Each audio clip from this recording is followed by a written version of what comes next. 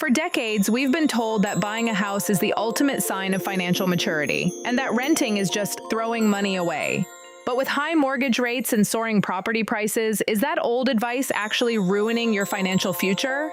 Today, we're putting feelings aside and doing the real math on renting versus buying.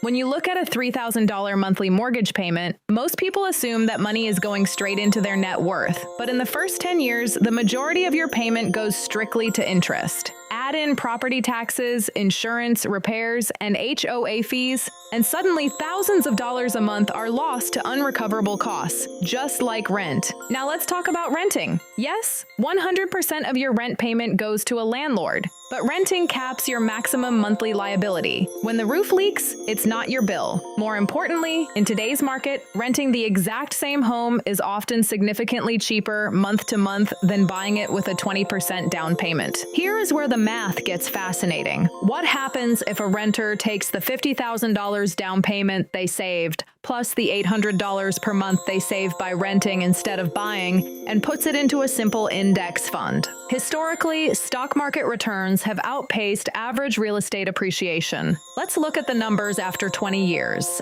So, is homeownership a scam? Absolutely not. If you value stability, control, and staying in one place for 7 to 10 plus years. But if you want flexibility or live in an overheated market, renting and disciplined investing can actually build wealth faster.